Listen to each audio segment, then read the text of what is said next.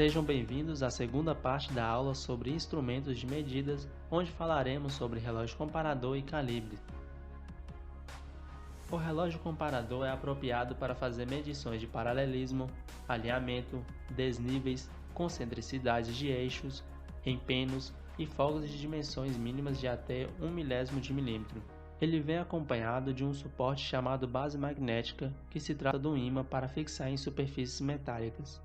Os relógios são encontrados também em versão digital e em escala de polegadas milesimais. A única coisa que muda da leitura centesimal para milesimal é a quantidade de divisões para contar, por isso daremos foco nesta aula na leitura centesimal. Usamos o relógio para verificar empenho de disco ou de cubo, concentricidade de eixos ou de tambor de freio, desníveis do ponto morto superior do pistão, planeamento de cabeçotes, empino de amortecedores, entre outras diversas aplicações. As partes do relógio são ponta de contato, fuso, canhão, contador de voltas, limpador de tolerância, parafuso de fixação, ponteiro principal e amostrador. Para usar o relógio comparador, primeiro encontre uma base firme e metálica para fixar o suporte do relógio. Em seguida, regule o suporte do relógio de modo que a haste do relógio forme um ângulo de 90 graus em relação à superfície que será verificada, como mostra a imagem à esquerda. Depois, pressione o relógio contra a superfície, de modo que o ponteiro do relógio dê pelo menos uma volta, como mostra a imagem à direita.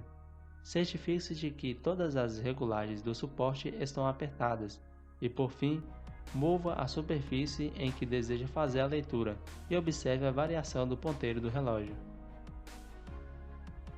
No relógio comparador, cada volta do ponteiro principal equivale a 1 milímetro, e essas voltas são mostradas pelo ponteiro menor do contador de voltas, como mostra a ilustração à esquerda.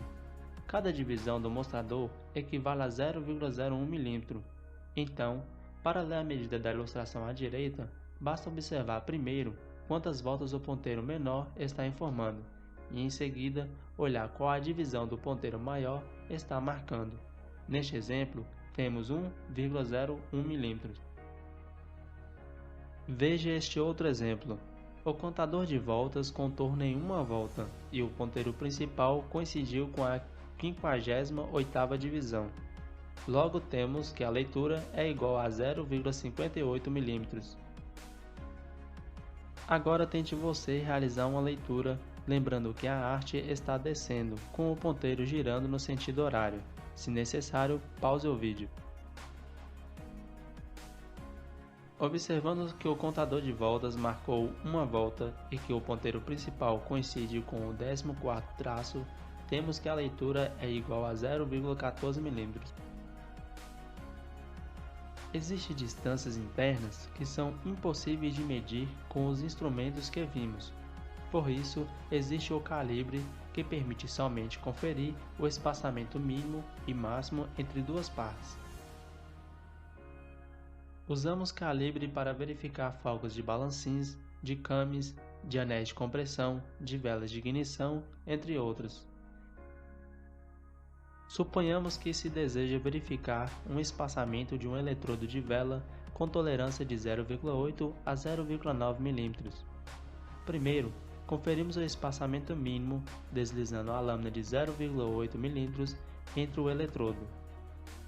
Se a lâmina apresentou resistência ao deslizamento, então significa que o espaçamento está apertado e precisa ser folgado. Caso contrário, verificamos o espaçamento com a lâmina de 0,90 mm. Se a lâmina de 0,90 mm apresentou resistência ao deslizamento, então o espaçamento está adequado. Caso contrário, o espaçamento está folgado e precisa ser apertado.